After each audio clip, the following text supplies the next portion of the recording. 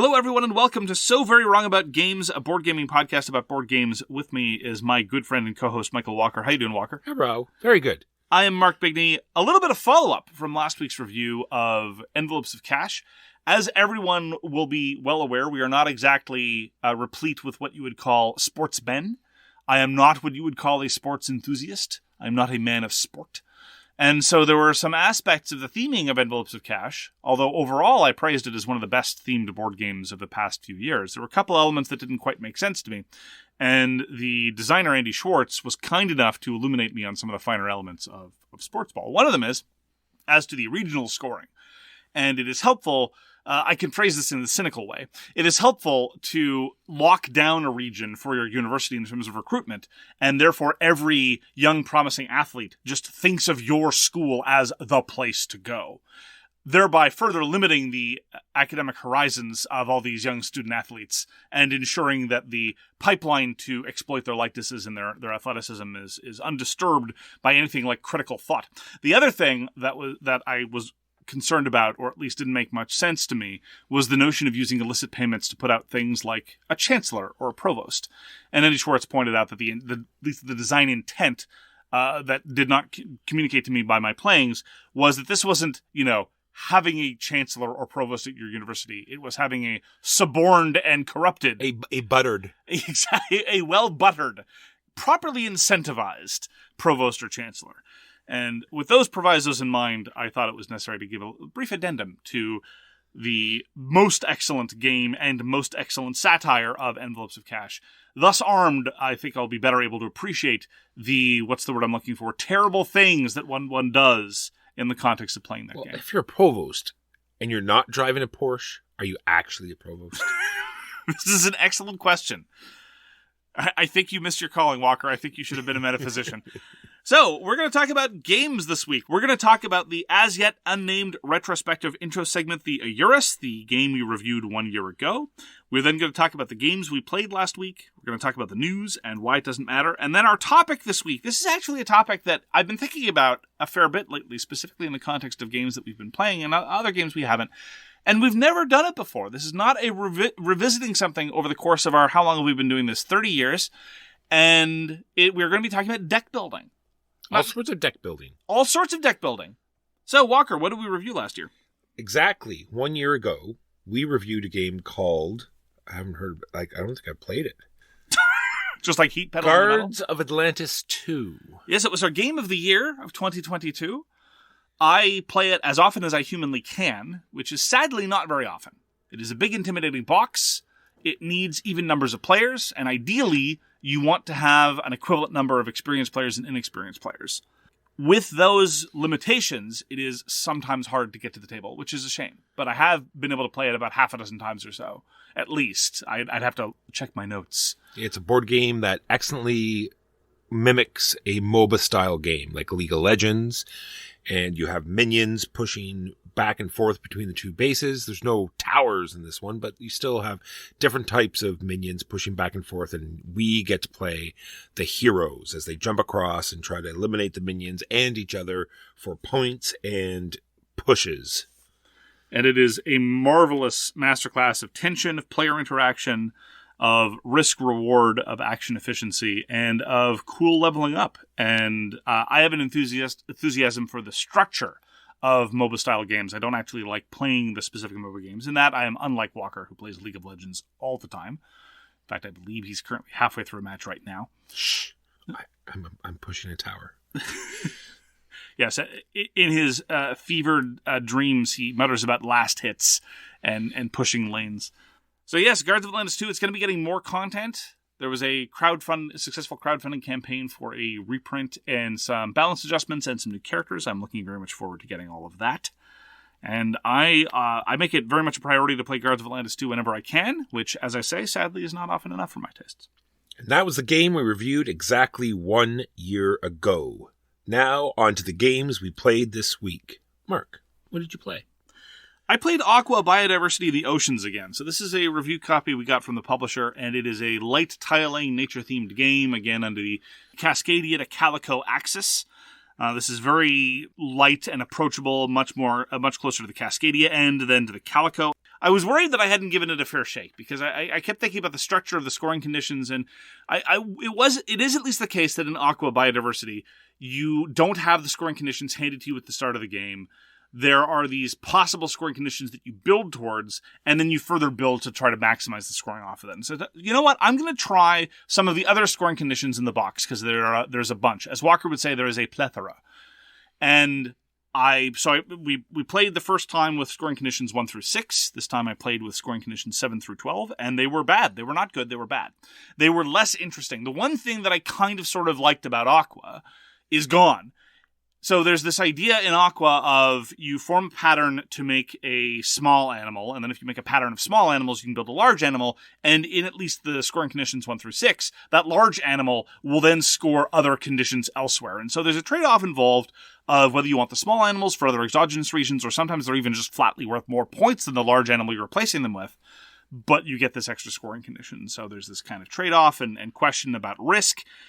The scoring conditions 7 through 12 do not incentivize you to build large animals at all. In point of fact, they disincentivize you from building large animals because all of those scoring conditions relate to having small animals next to other small animals of that type.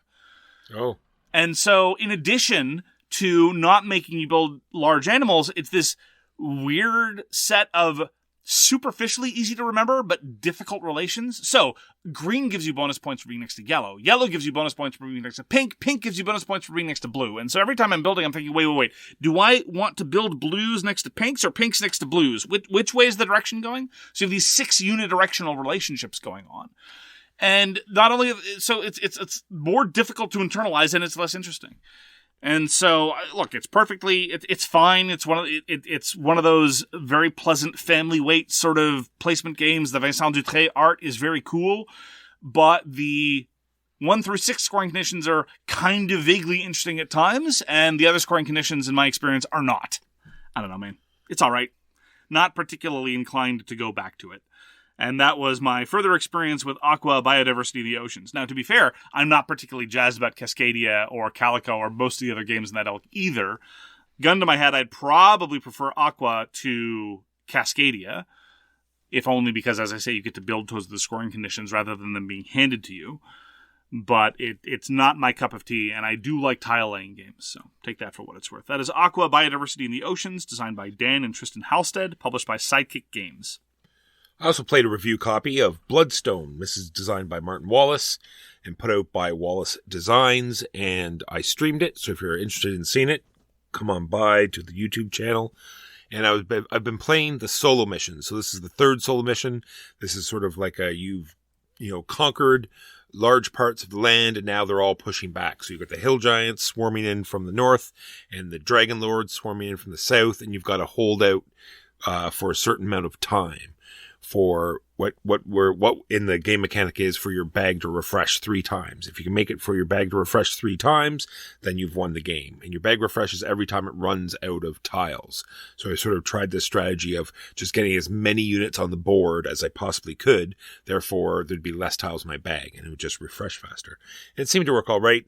Once again, it's just these combats just get so tedious, and especially when you're doing it solo and you're getting swarmed on all sides. You're doing like 3 or 4 combats a turn, and it was getting awfully tedious, and much like it is in the normal game, and the combat is just not as rewarding as I wish. I'm just not going to be a broken record saying the same things over and over.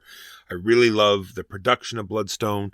There are some good things there, but just overall, it just doesn't hit the way I wish it would. So that'll be the end of Bloodstone for now. Anyway, I'm not going to do any more solo missions. Going to play some Kingdom Rush. So if you have any interest in Kingdom Rush, come by on Wednesday. We're going to be starting that up. Speaking of Kingdom Rush, we did play it and we streamed it on Saturday. It's based off of a computer app or a computer game where it's sort of tower defense. You have all these different types of units streaming down these paths. You put towers in their way, much like every other tower defense. But the difference, or the hook in this one, is that you have a champion that you can move around. They do all sorts of special abilities and spells. And throughout the campaign on the video game, you level up your champion. They do more and more powerful things. And they mimic this quite well in the board game. So they have the cards of all the minions streaming in, and now it's a tetromino sort of puzzle. You are launching spells and missiles and arrows at these cards, and they're all these different shapes, and you have to cover all the units on the card to destroy it before they swarm down through the exit, and you lose the points. I think they do a great job. It was well enjoyed by all. Yeah, so that's Kingdom Rush Elemental Uprising. It was a Kickstarter that I just got in. It is designed by Alara Cameron, Helena Hope, and Sen-Foong. Played another game of Imperium Horizons. This is a review copy by the publisher. I have been playing Imperium Horizons at least twice a week since I got it. I am a massive fan of the Imperium system, and Horizons absolutely doubles down on what makes Imperium great while also adding this notion of trade. I was skeptical about trade at the beginning, but the more I play it, I appreciate it more and more. It is definitely not a very approachable system. It is not something that makes a whole lot of sense or you're apt to make a lot of use in your first or possibly even your second play, even if you're very familiar with the systems involved in Imperium. At least that's been my experience. The people that I've shown it to that are experienced with the game system don't interact much with trade at the beginning, but then they might start to get slightly more comfortable with it. That's been my experience personally. First couple of games with trade routes, I didn't really experiment with them much, but the more and more I play, the more I appreciate the extent to which they can serve as force multipliers or additional options in your turn. One of the problems is that it works better in multiplayer games because there are more trade routes available and more people might be inclined to pursue that avenue. So if there's only one opponent and they decide not to pursue trade routes, well, then the mechanism doesn't really get to shine the way that it is intended to. But if you're playing with multiple opponents, then there's more opportunity for that. The problem is that ever since the beginning, Imperium has not really been a game that shines at multiplayer. It is best solo or 2-player in my experience. I am willing to play a 3-player. I have played it before 4-player, and it worked, but that is not its best configuration. And I absolutely love the fact, just before I let Walker complain about him not enjoying Imperium, which is fine, that they really are spending a lot of time and effort to flesh out the civilizations you don't typically find in your classic Western civilization game. You don't just have the Morians, but you also have the Guptas. You don't just have the Persians, you also have the Sassanids, you have the Wagadu, you have the Taino. You don't just have the Qin dynasty, you also have the Tang dynasty. It's really, really impressive. And I really love exploring these different peoples at different stages of their civilizational development and how they've been modeled in the context of Imperium. I've talked a lot about the theming of Imperium classics and legends and Horizons as a civilization game. And I really do think that it is the very best themed civilization game that I have ever played. I absolutely adore Tresham's civilization, but nonetheless, it is a very abstracted 30,000-foot view of civilizational development. In Imperium, you do get to have the added personality of, people like Julius Caesar showing up, people like Chandragupta showing up, people like Chandragupta II showing up, the Revenge. But they don't serve as immortal god kings. They show up, they do something impressive, and then they go into your history. That history element really manages to tie everything together. And I am looking forward to exploring yet more of the new factions in Imperium Horizons. I'm also looking forward to replaying some of the factions that I've already played. I've now played as the Magyars, I played as the Guptas, I played as the Sassanids, I played as the Akkadians. Anyway, I am all in for the system. So long as Nigel Buckle and David Turczi keep designing new decks, I am going to be doing it. I think the next time I play, I might try some of the weird ones, like Martians or cultists. But I didn't want to go in first. I didn't want that to be my first experience with the new set. Walker, what are your thoughts on Imperium Horizons? It's just not for me. I don't think there's any big problems with it. If it's very heads down, yes. There's very little to none player interaction. Absolutely. And just in the end for me, it just came down to I just didn't care. There was just that's a pretty damning indictment. Well, I just didn't find any. But I can see where other people would find interest in it. I just don't. That's all. It was just so heads down that it just wasn't for me. Well, there are lots of heads down games we enjoy. Do you have any ability to speculate as to why this heads down game? There was no particular mechanic that I enjoyed manipulating. Okay. Right? There was, put the cards out, take the cards back. Look at these cards. Now you get to play those ones. And it, it just wasn't this. I don't know, Walker. Imperium is awesome. I can see where some people would. I'm not saying there's any part of it bad. It's just a very not for me game. Yeah, I'm not gonna say that any of your specific criticisms are ill-founded. As I say, it's extraordinarily multiplayer solitaire. The trade module kind of sort of takes a little bit of that edge off, but you're not going to experience the trade module. You're not going to have the bandwidth for it to really exploit it until you're a few games deep into the system. And at that point, if you weren't grabbed, then that's that. And with 3 players, the downtime is considerable, and so definitely better with 2 or solo. But if the fundamental systems don't appeal to you, then there's not much to be done about that. That is Imperium Horizons by Nigel Buckle and Dávid Turczi, published by Osprey Games. Now, you and I got Tokyo Highway Rainbow City back onto the table. This is a dexterity game that sort of where you're creating this crazy interlocking highway system with these long, thick popsicle sticks that have these really nice rubber ends on them, and they're interweaving in between these buildings and through rainbows, and there's actually I don't say there's actually a game error, but there's a reason. There's a reason to put roads in certain places, and reason to put certain cars on certain roads. There's all these different goals you're trying to hit. If you put the same type of car over someone else's same type of car, then they have to give you pieces. And there's a lot of strategy on seeing how many pieces you have left and manipulating your 2 special yellow discs just right. There's lots there. It's such a turnaround from the first edition. I love both times we've played Tokyo Highway Rainbow City. Yes, if you were disappointed by the original publication of Tokyo Highway, if you thought, well, this is visually interesting, but there's not really much going on, then Rainbow City might be the game that you are waiting for. I would encourage you, if you're at all curious, to take a look at an end state. It really is visually arresting. And the more I think about it, I'm struck by the fact that Tokyo Highway Rainbow City, like some dexterity games, capture some of the great elements of tabletop miniatures games. Allow me to explain. Primarily by virtue of the fact that they force you to evaluate the spatial parameters of how to engage with your opponent. So specifically in the context of Tokyo Highway, there's a non-trivial amount of blocking going on because you cannot build directly over existing pylons erected either by your opponent or yourself. But at the same time, you want to be crisscrossing roads. And that dynamic forces you to look at the table and evaluate the spatial parameters of play in a way that kind of reminds me of evaluating lines of fire in a more traditional tabletop miniatures game. It is also similar to a tabletop miniatures game in a way that some people will appreciate and some people won't, in that setup is very consequential. The added terrain offered in Rainbow City is not just a visual appeal, but it also is grist for considerable scoring opportunities. And if a particular piece is placed too far away, well, it's not going to be worth anyone's time to go interact with it. But on the other hand, if it's too close, it can be trivially scored by somebody. And so figuring out where to put things is, I don't think, perfectly transparent, but that's part of the game. You know, it's not like you just scatter them randomly. You're supposed to place them as players in various parts. And so I think I'm going to be spending more time next time we play paying attention to how the specific pieces are going to be played so as to try to maximize my ability to score off of them and minimize other people's ability to score off them. Because that part is definitely mimics in traditional miniature wargaming. Yes. Is when you're putting out the objectives on the board Absolutely. At the beginning, and you're figuring out, well, I can race out to get that one. I'll put this one by the trees, so it's harder for them to get. Absolutely. And that part of it is almost exactly the same. So this is Tokyo Highway. I want to make sure I say it's a review copy that we got from Itten Games, and I'll play it anytime.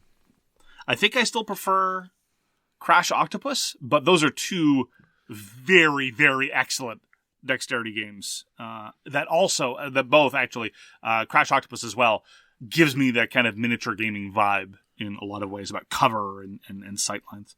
I believe it's still up on Kickstarter right now. It is still up on crowdfunding right now. You can get an expansion for the base game of Tokyo Highway, or you can get a new base edition with all the Rainbow City stuff available. We played another game of Sail. This is by Akiyama Koryu and Krozu Yusei, and it is a 2-player co-op trick-taking game.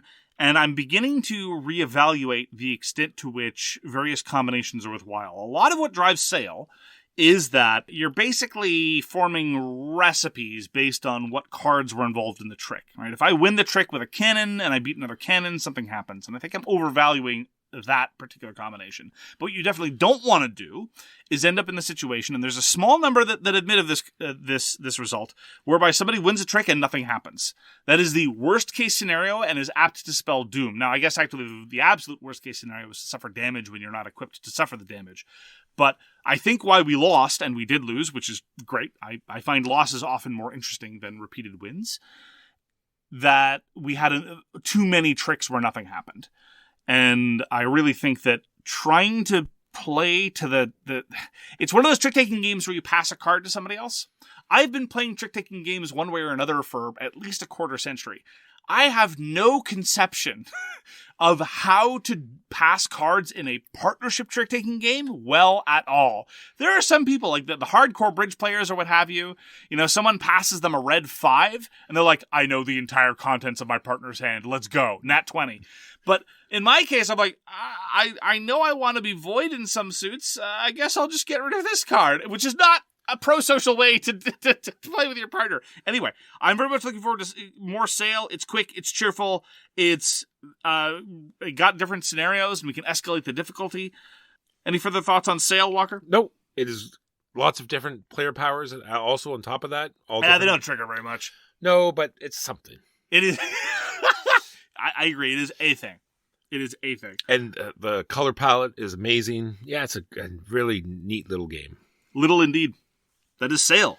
We also got Force Science back to the table. This is designed by R. Eric Rose and put out by Grey Fox Games. It is another fantastic dexterity game where you're using these giant blocks to sort of mimic genome chains and create antidotes. Cures for various diseases. Yes. You are 3D printing cures for diseases. And so you're whipping out all these fancy science terms. I know. We know we're on top of this. First, what's this we? I study the humanities. I don't know anything about this stuff. First, you're designing these genomes with cards. Cure?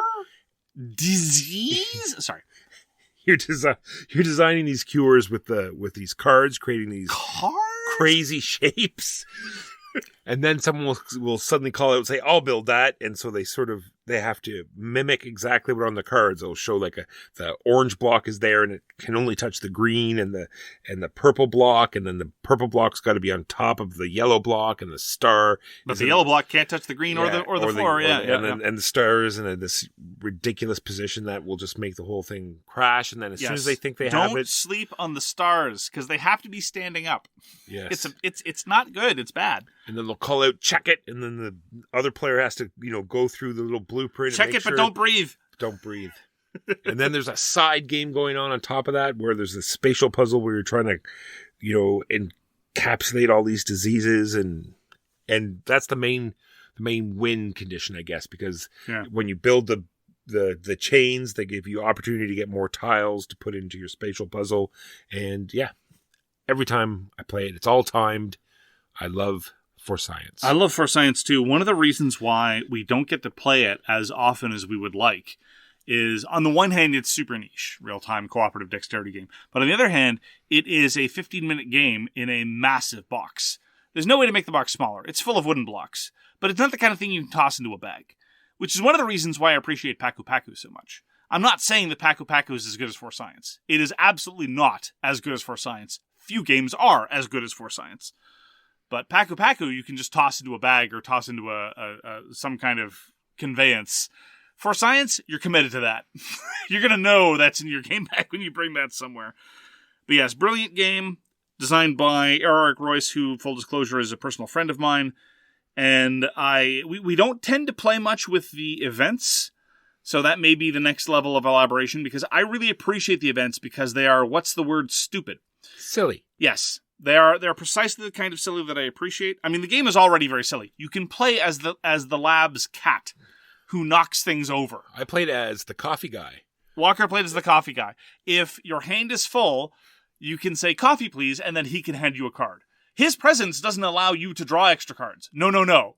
It allows you to request extra cards from the coffee guy. It was fantastic. That is For Science by R. Eric Royce.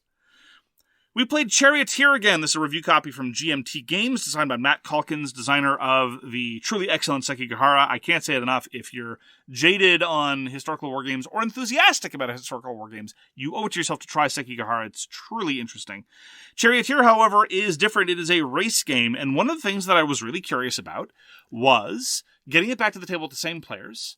Would the level of interest maintain, and what would the playtime be? And I was very, very pleased to observe that the playtime was around 75 minutes, which is very, very brisk for a 3-lap game, and it nonetheless had a sense of development, because you have these skills that are constantly leveling up, and for a long time, they give you a +1 to their movement. But then when they get to the last column of development, suddenly they now give you +3 or +5 or +7, and This is if you remember to move them.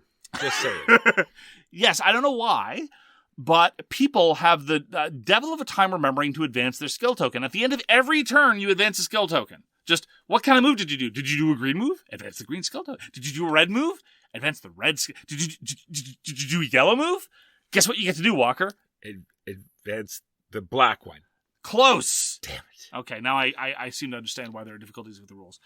But I really like Charioteer. It is rapidly becoming my favorite race game. It is very well done. The only other race game that comes to mind that can even remotely compete for it in my affections is Quest for El Dorado, which is barely a race game and also designed by Rainer Knizia. So this is high praise indeed.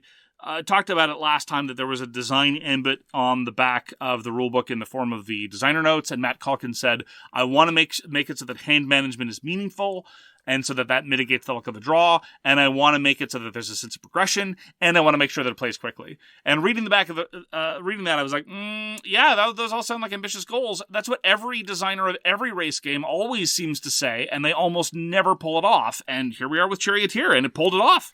It's true, and it's easy to teach, quick to play, as long as everyone's like sort of chipping in and making sure it moves along at a good pace. Yes, it's got simultaneous play, and then you resolve in sequence, and those kinds of games with high player count can drag, but we were playing with 5, and we were not exactly cracking the whip. See, that's a reference. That's to good. You see, That's that's... It's like callback tie-in, yeah. Yeah, like exactly. That. People say I don't know about sports, but clearly I know a lot about sports. And it nonetheless moved at a very, very rapid pace. If we were playing with 3 or 4 players, we could probably knock it out in 60, no problem. I agree. And Charioteer is really, really well done. It's a shame that it's not getting more attention. I think part of that is the publisher. People don't turn to GMT Games for non-historical war games, which is a shame. They've got some really interesting designs. And even amongst their historical war games, they've got some really interesting crossover stuff. But, it's a niche hobby, and people tend to associate publishers with certain things. And I can certainly understand that. And it's one of those GMT games with a mounted map, so it's not even that you have to worry about cardboard chits on paper, which I'm perfectly willing to do, but a lot of consumers aren't. Charioteer, I think it needs more eyes on it. Agreed. I got to show Mark Great Western Trail New Zealand. This is designed by Alexander Pfister and put out by Eggerspiel, and it's very similar to Great Western Trail with a few extra hooks. Now you get to shear your sheep while you're bringing them to market, and you're sailing boats instead of going onto trains. And now you're doing a little bit more of deck building. There's lots of extra cards that you can now add to your deck, and it doesn't bloat them down because every time you play them, you draw another card. So it just moves that part of the game a little more briskly, so you're not worried about, losing in on your sheep. And the game plays a little bit longer, but I think it keeps you more, in the game with lots of different things to do. So the fundamental design parameters of Great Western Trail since the beginning have been trying to find a good balance for having a good hand of cows or sheep versus everything else in the game. I think the perception was, amongst people who played the base game to death, was that cows were just too good. That you should just focus on cows, get a great herd of cows, get a whole bunch of cowboys, and buy the best cows and just race to, was it Kentucky City? Was it Kentucky? I can't remember, in their backwards cattle drive universe of Great Western Trail. But anyway, or Kansas City? There's no such thing as Kentucky City. No. Okay, I know even less about geography than I know about sports, and that is saying something. I think I could name the city in which I am currently located. Past that, I don't know. And the expansion to Great Western Trail, I think, for my tastes, pulled it too far in the other direction. It made it so that cows suddenly were a thing among many. And what New Zealand does, to its credit, is it's still all about the animals you've got, but now there's a different thing you can do with the animals, namely shear them. And so basically, you now have two different things you can do, but you're still operating the same parameters of the deck. That part I really appreciated. It made it so that different professions were valuable. It made it so that different spots were more valuable. There were different ways to go about it, but you nonetheless felt that you were still operating on the same central premise, and it didn't degenerate into something that felt a little bit more like point salad or, oh, you thought you knew how you were playing, but you didn't set yourself up properly, so you get no points at all for you, sucker, which was sometimes how I felt with the expansion to Great Western Trail. And ultimately, thus, I think it comes together to form my preferred version of Great Western Trail. It's really well done. Now, I'm not as enamored with the extra cards as you are. I don't actually think, we'll be talking more about this later, I suspect, that they add considerably to the decision space of deck building precisely because they don't bloat your deck. There's no reason not to take the cards. If you can take lots more cards, you should. There's no opportunity cost to taking them. It's just a way to intermittently ping some other bonus. You get a special card that gives you money. It's just you're getting some income at an irregular time. And so it is A, random, and B, not interesting. I did it, of course. I went up that bird track. You gotta have the bird. The bird. Lots of bird. Lots of bird. Bird is great. I loved bird. So I had bird cards, and they were great. They'd show up, they'd say hello, and then they left. But again, I didn't find it an interesting trade-off. Normally in a deck building game, when you purchase a card, there's some consideration about whether you want to be living with this thing. In Great Western Trail, New Zealand, it was just, more cards the better, as far as those cards are concerned. It's not a problem. I just didn't find it especially interesting in terms of leveraging the deck building.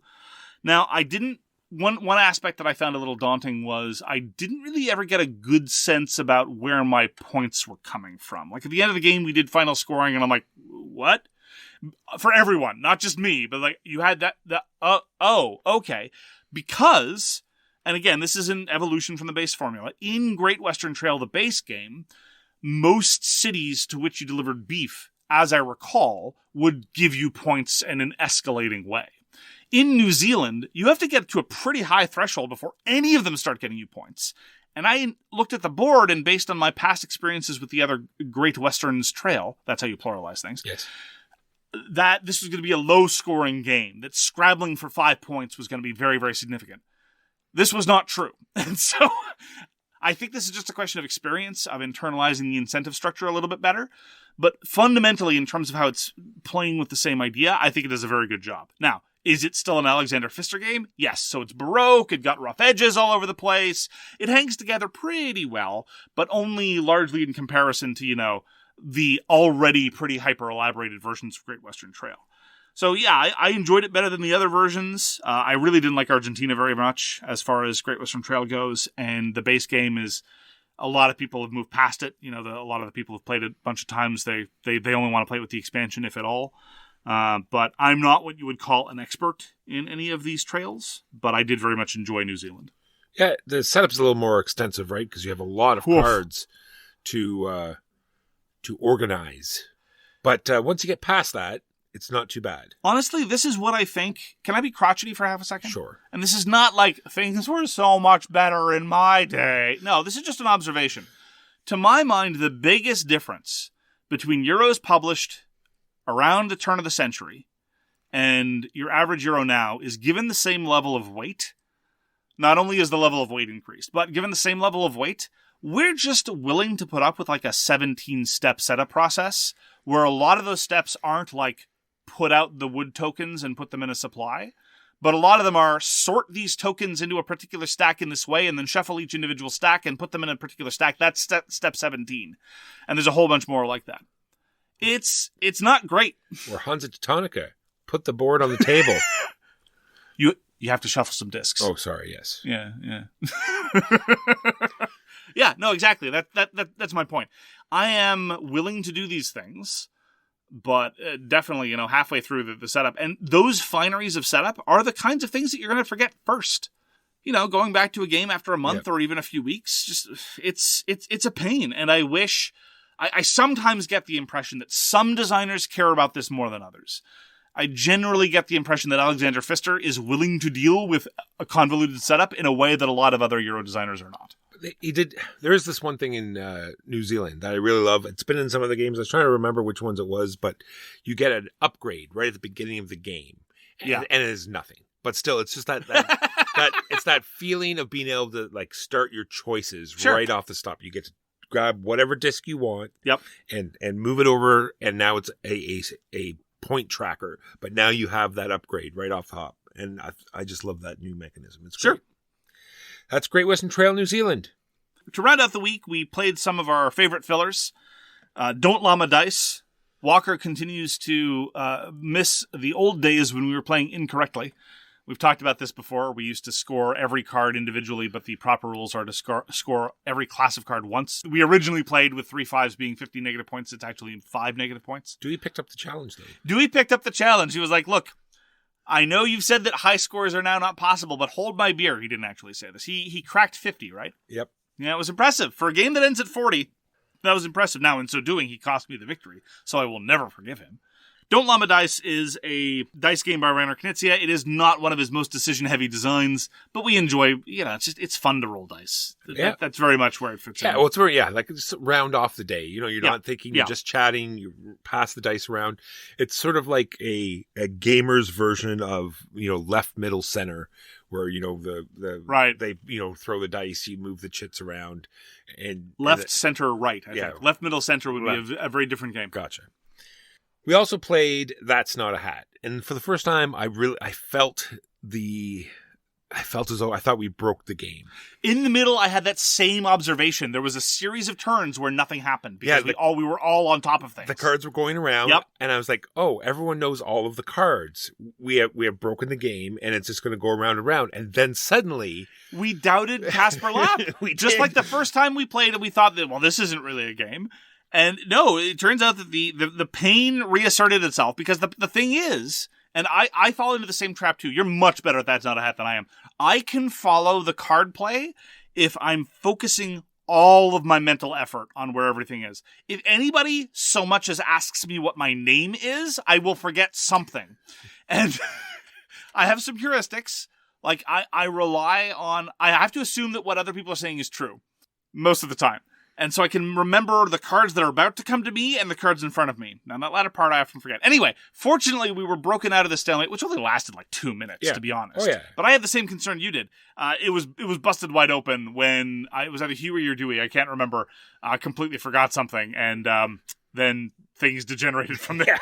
Then it was done. Well, because, you're focusing on all the cards, and not only does a new card come in, but you're also laughing at the person who did something wrong. And after laughing, I'm like, wait a minute. Joke's on me. I can't remember anything anymore. That's Not a Hat by Casper Lap. Love it. And those are the games we played this week. Now a quick break while we pay some bills. Valentine's Day is knocking, and Manscaped has you covered with the all-new Performance Package 5.0 Ultra, designed to elevate your grooming game and shine like the heartthrob you are. Join the 10 million men worldwide who trust Manscaped with our exclusive offer. Go to manscaped.com, snag 20% off and free shipping with code SOWRONGGAMES. Grooming is a must, and you don't want any accidents, but before you know it, boom, it's like a hand grenade in a lasagna down there. Fortunately, Manscaped has you covered with skin-safe technology. As gamers, we love add-ons. Manscaped has provided free add-ons with the Lawnmower 5.0 Ultra package. You also get the Weed Whacker 2.0 nose trimmer and Manscaped's liquid formulations and 2 other free gifts. Get 20% off and free shipping with code SOWRONGGAMES at manscaped.com. That's 20% off, free shipping, manscaped.com, using code SOWRONGGAMES, because your grooming upgrade awaits to charm your Valentine dates. And we're back with the news and why it doesn't matter. Mark, Bus. Yes. They keep saying it's going to be reprinted. Who's they? Capstone. Mm-hmm. But in their newsletter, they said it's coming out this year. Okay. So a splotter game that I've always wanted to try. Bus. Yes, it's that seldom explored intersection of public transit and time travel. Exactly so. I remember in the before times when we were doing everything digitally, I had learned it and was ready to teach it, but we never got around to playing it. And so very much looking forward to Bus. I played Bus once and it physically hurt me. It looks like it's going to be that kind of type of game. Oh, it'll burn your brain, all right. So we've talked about Burned. We've received a prototype from the designer John Moffat and Stone Circle Games. Burned is a 2-player hidden movement game that lasts all of 10 to 15 minutes with a little bit of doublethink, a little bit of playing with toys, a little bit of violence, a little bit of sightseeing, everything you could possibly want. Burned is going to be on Kickstarter as of February the 13th, so it's probably up in crowdfunding already. I'm definitely going to be pledging because I had a great time with my experience with Burned, and I'm very eager to see the different card sets, the different locations, the different spy setups, the different agency setups. Crowdfunding. Burned. February 13th, Kickstarter. Words, not in sentences. Fragments, nouns, adverbs. CMON is not on Kickstarter. CMON has something up only on GameFound. It is another dragon game. What is a Game of Thrones game? Yeah, it's another one of the dragons. It is another Game of Thrones game. So they have a big sort of miniature game out that they put out already. This is Yes, it's the Song of Ice and Fire miniatures game. Now this is called A Song of Ice and Fire Tactics. Yes. So it's a much lower level type game. Apparently it's supposed to be all interchangeable. So you can have new stuff for your miniature game if you want. But now this is going to be a smaller tactical type game. So if you're into the show or into that kind of thing, this thing might be for you. Can I complain about something, Walker? For sure. For time immemorial, miniatures games companies have been making squad-based versions of their mass battle systems. And they have invariably felt like just chopped down versions of their larger games. I played Mordheim back in the day, back when I didn't know any better, and when the notion of having a campaign was novel. But it felt like a stripped-down Warhammer, and it did not feel like it had been designed for a skirmish environment. And this has been true of lots of other games making their, like, Kill Team. It's like, oh, it doesn't feel like 40K. It's 40K all over again, just with a smaller model count. Now, that's something. Sure, fine. But in my experience, if you want a good, tight, tactical game, you usually have to design it from the ground up, like they did with Warhammer Underworlds, as opposed to other things. But who knows? I mean, I don't trust the design chops of Coleman or not to break this general pattern, yes. Suffice to say. But who knows? If you really like the universe, it might be worth a look. If you already have a collection of these miniatures, then you might be able to use them in this context. Because I'm sure you've got all the people from the show. Like, from whatever faction you've got all the big name people. Like, all the cool guys. The Dragon Lady. Well, yeah. And the Sword Guy. Yeah, Sword Guy. Sword Guy was a big deal. Him and Master Chief are my favorite fictional characters. Lady with Bow. These are things that happen, right? That is the news and why it doesn't matter. Now on to our topic, which is deck building. Walker, should we do some history first, or do we want to jump right into... No, let's do some history, and I've got some other pre-stuff here. So in the dawn of the universe, by which I mean 2008, Dominion was released. I actually remember the first time I played Dominion. I don't know if I've told this story before. This is one of those cases where, it's kind of a new paradigm. Not entirely unprecedented, but definitely a new spin on a lot of ideas. And subtle, minor rules that you can miss might make all the difference. And actually, this is going to be recurring. I'm going to be talking about it again in the context of deck building. I missed the part where you had to discard your hand at the end of your turn. But I correctly internalized the rule that you drew 5 cards at the top of your turn. That would be an interesting game of Dominion. Interesting isn't necessarily the word I would use. Now, it was still sufficiently novel that everyone was like, oh, that's kind of interesting. You use cards to buy other cards that go into your deck. Oh, that's something. I don't know why I've got a 17-card hand full of provinces and duchies and sitting here out, but whatever. And then, of course, I started playing by the actual rules. Immediately, a whole bunch of also-rans followed. 2 salient ones in the immediate aftermath of Dominion in 2008 were Arctic Scavengers and Thunderstone in 2009. I don't know if there were any other immediate follow-ups that you had any experience with, Walker. No, not that I could put a thumb on, anyway. Yeah. The next major shake-up to the system was, I think, Mage Knight in 2011, which was, I think, one of, if not the first occasions where somebody said, deck building's cool and all, but I'm not going to make a deck builder. I'm going to use a game with deck building. And that, I think, has been one of the dominant sort of design lineages in Euros for the past few years. Not necessarily the biggest trendsetter, but definitely a recurring thing. So it used to be novel when a game had other stuff going on and there was deck building. And that was definitely true when Mage Knight came out and for a long time afterwards. But now, just look at the games we talked about this week. Great Western Trail is an excellent example of like Euros just sometimes like, oh, okay, now you're also doing this deck building thing. Another major shakeup was Ascension. Some people say that the Ascension model of having a rotating market was a big deal. It was, but to a certain extent, Thunderstone had already done that. And so I'm not saying that Ascension's any more or less derivative than any of these other deck builders. It's just I don't necessarily see it as the same huge shift that a lot of other people identify it as. And the Ascension games in turn spawned all the Realms games from Star Realms and then onwards and so forth. And that deck building's everywhere. Yeah, so what we're talking about is, for those who don't know what deck building is during the game, you are purchasing cards from the table and adding them into your hand or usually into the discard pile for you to draw again later, and those cards will improve your deck. And the big difference between what the games Mark just talked about were in the before times, there was set piles of cards out. It sort of dictated how the game was going to be played. Showed you what strategies there were or how you could build your deck. But when you got to Ascension or Star Realms, it was sort of this rotating market where everyone could purchase from these 7 cards, and it just sort of rotated from there. Yeah, and again, Thunderstone did the same thing. Thunderstone actually had 2 different markets, 2 different currencies and 2 different markets. One currency was on a traditional Dominion-style market. You set out the action cards, and those are the ones that are available. And then the other currency allowed you to go kill things. There was some further complication with the classes. I still have a soft spot in my heart for Thunderstone and its various iterations. I realize that the market has very much moved past this, and I cannot find anyone to be enthusiastic about the Thunderstone Quest, its latest iteration. But nonetheless, I have some fondness for the fundamental thing, and that is one of the reasons why I wish to flag that 5 years before Ascension had the rotating market, Thunderstone also kind of had one too.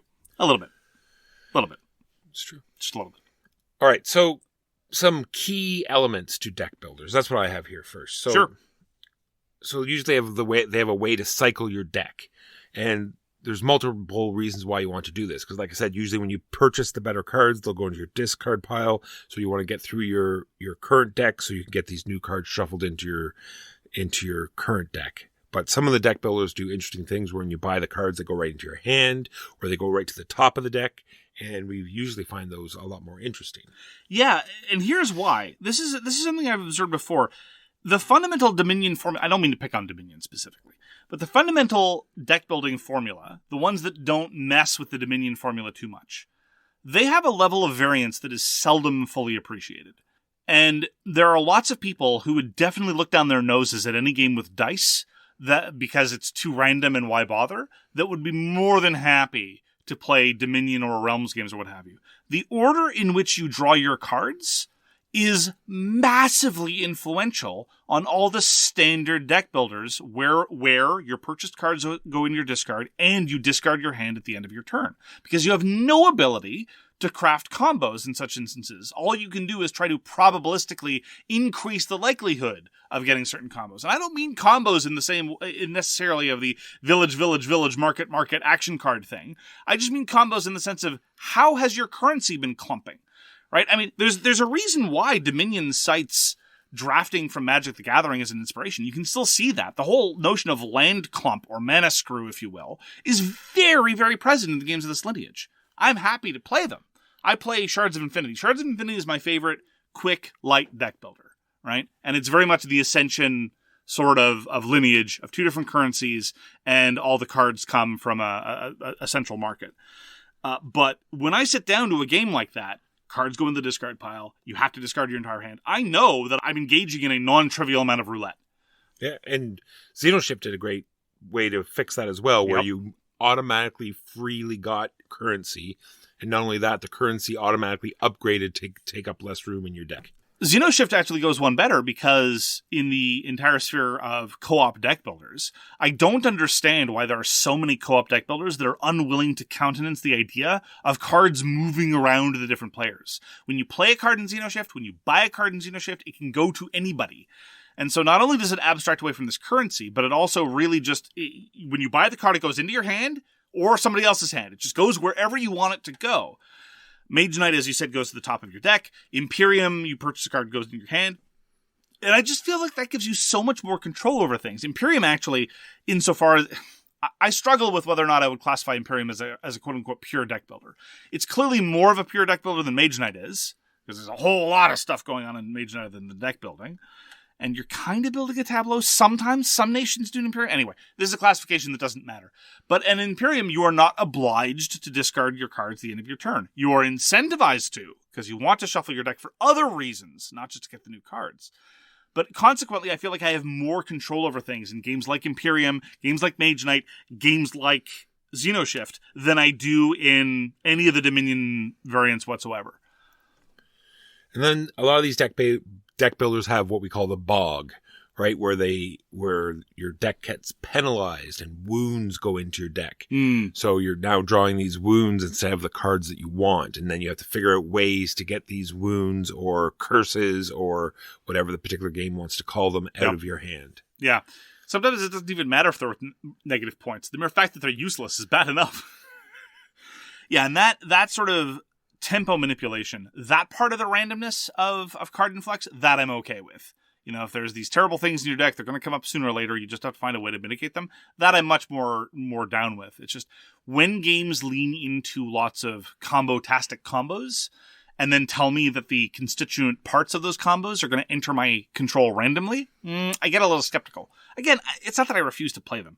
I have a different beef with Dominion. My chief beef with Dominion is that you don't really make decisions with what to do in your hand. The hand plays itself, more or less. You look at the 10 cards that are available to purchase at the start of the game. You decide which ones you want to purchase and in roughly what proportion, and there you go. Then the rest of the game plays itself.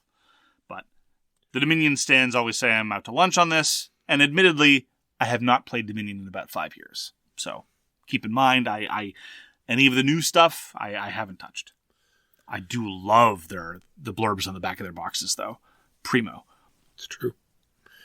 And the last part I have here is culling, where you get rid of cards out of your deck. And there's many reasons you want to do this, because usually your starting deck is very suboptimal and you're getting better and better cards. So you want to start getting rid of your old cruddy cards. So usually games insert a way for you to cull or burn cards out, or maybe a different strategy has opened up and you need to get rid of some other cards, or the curse cards or wound cards that we talked about. The only way to get them out of your deck is to cull them in this way. Yeah. I sometimes go back and forth on how much I think your initial cards being garbage is crucial to your deck building experience. So just to pick two examples. So there's Albedo. Albedo, your starting cards aren't as good as the other cards you're going to get, but they're still useful. They're really good. And deciding how to send your forces in various ways is still vastly more important than the overall quality of the forces you have. Now, I mean, this breaks down after a while. If I've got a mitt full of 5s and you're still stuck with your 1s, that's not going to go very far.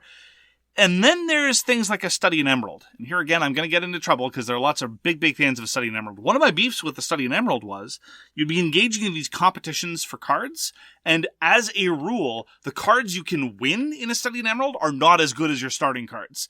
And so there's this bizarre incentive structure. I was like, why am I doing this? So I think it is not necessary that obviously you don't want your starting cards to be so bad you don't feel like you're doing anything fun. That's not great. But by the same token, you can go way off the deep end, and if your starting cards are too good, well, then there's also a problem. I'm trying to think of it. Has any game done it like Dominion did it at the beginning, where your big scoring cards are also the cards that are bogging down your deck? Yeah. So Imperium does that sometimes. Like in point of fact, I'm sorry, I just feel like Imperium. Some of the biggest victory cards in Imperium are dead cards. So the ones that are worth, 11, 12, 13 points. Those ones you desperately try to find a way to send to your history as fast as possible so they aren't gumming things up. And honestly, a lot of the deck builders that I like do more interesting stuff with those things, like Mage Knight. Wound management Mage Knight, I think, is much better than chuff management in Dominion. And of course, in many Dominion setups, you don't have a lot of culling available. I remember back in the early days,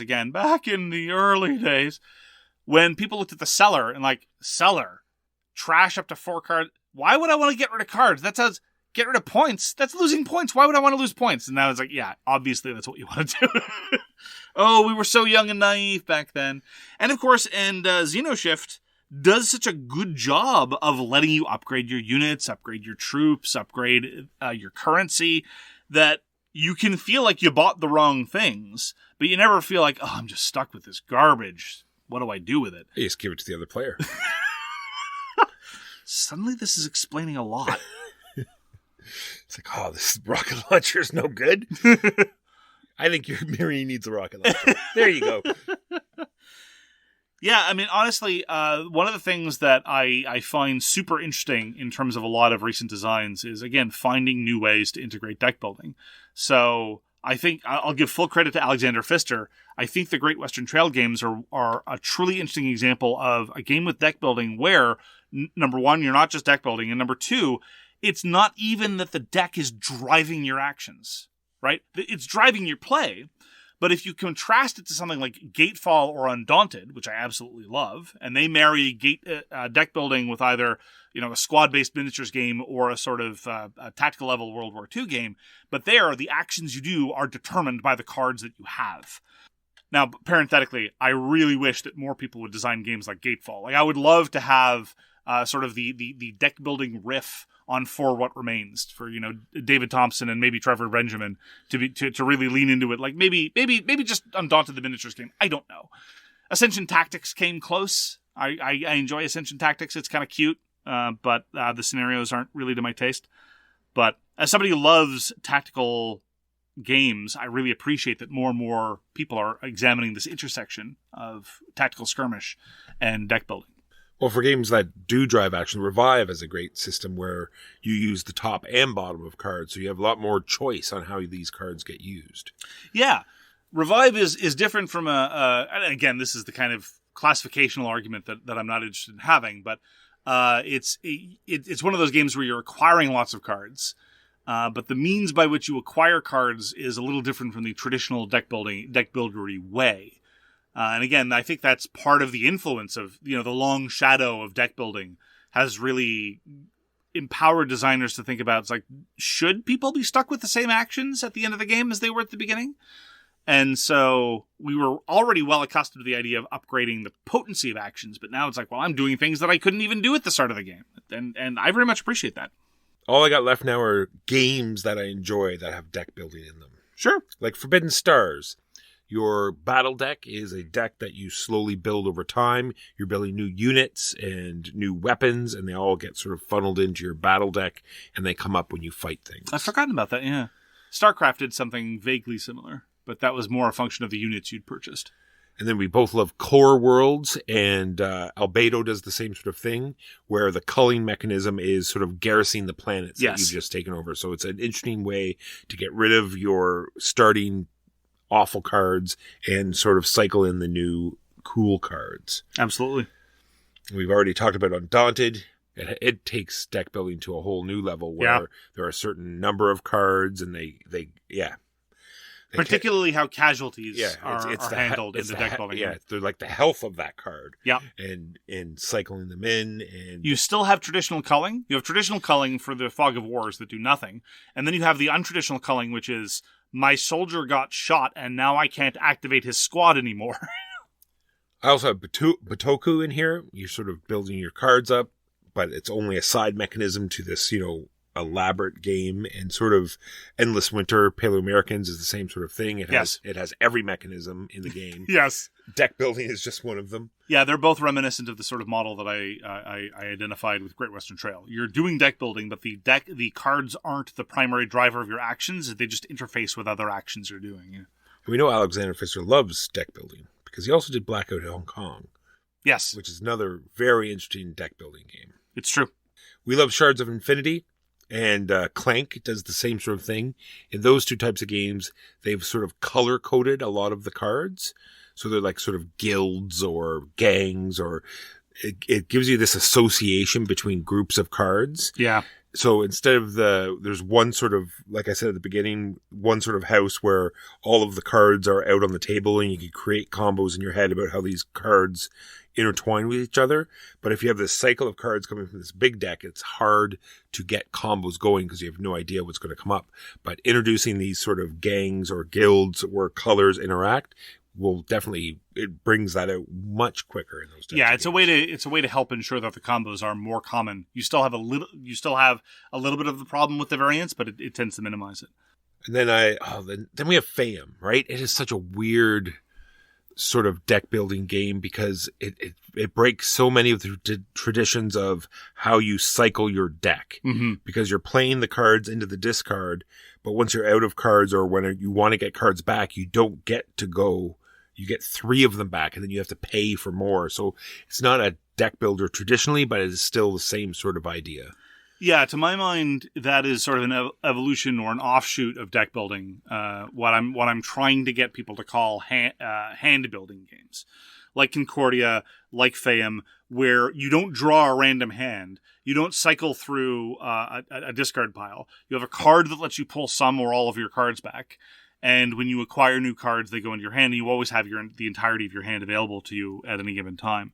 And that, I think, is also a good way to mitigate some of the randomness, some of the variants you're going to find in your traditional deck building models. And then some games that do deck building on, very slightly. Here's one new card that you get to put in your entire decks. Games like Keep the Heroes Out, where they have these sort of items that you might be able to get. You have your normal character deck and you're going through and you're doing your thing. It's like, oh, but now I get a sword and it's going to come through your deck, once or twice during the game. And it's kind of neat.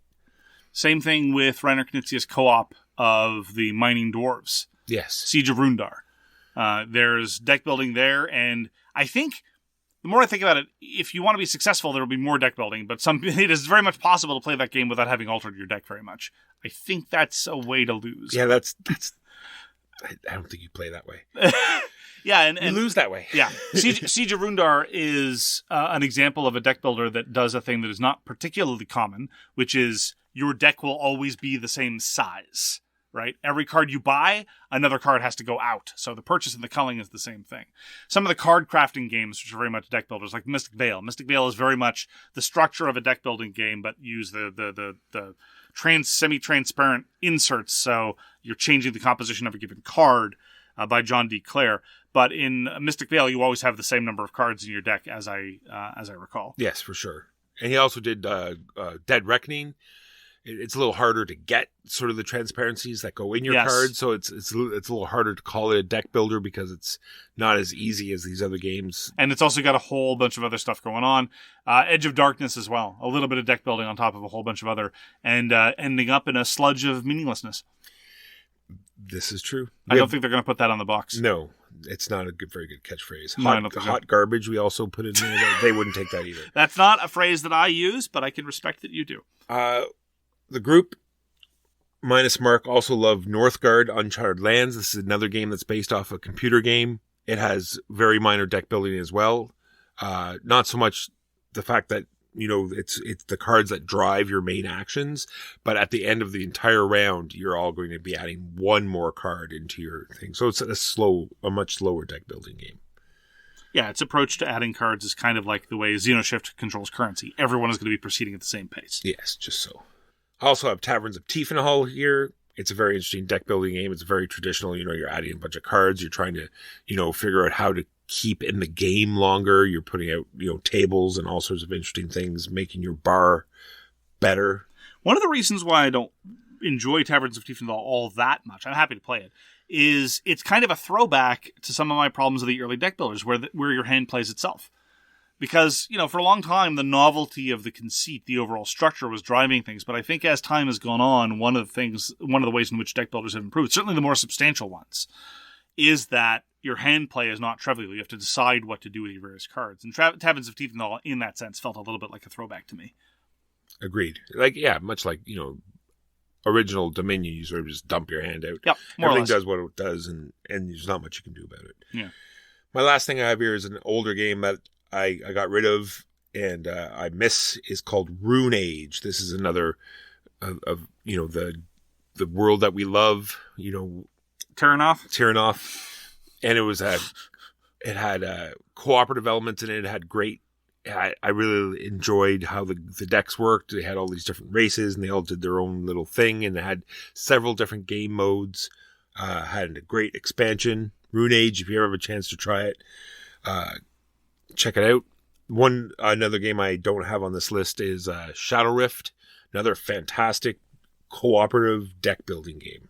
Still doesn't let you share cards, though. Yeah, so weird. Yeah, unfortunate. Well, in a way, you have the sort of the line of village people, and you sort of decide how they're going to be shared between the players. You have the police officer, you have the firefighter, you have the construction worker. Yes, you have Mr. Green in the conservatory with the wrench. That's not the village people, though. That's something else. Oh. Yeah.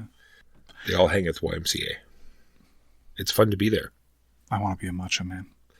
And that's going to do it for this week. Thank you very, very much for joining us for So Very Wrong About Games. If you'd like to get in touch with us, you can find all our necessary information at SoWrongGames.com. We read everything you send us, and we'll get back to you if we can. We appreciate your having decided to spend some time with us, and we hope to see you again soon. Please do take care. Peace! You've been listening to So Very Wrong About Games, produced by Michael Walker and edited by Mark Bickney. Special thanks goes to What Does It Eat for generously allowing us to use their most excellent song, FOS, as our theme. You can find them at whatdoesiteat.com. You can reach us by email at soverywrongaboutgames@gmail.com or on Twitter at SoWrongGames. Thanks very much, see you next time, and always, try to be right, but remember you are so very wrong.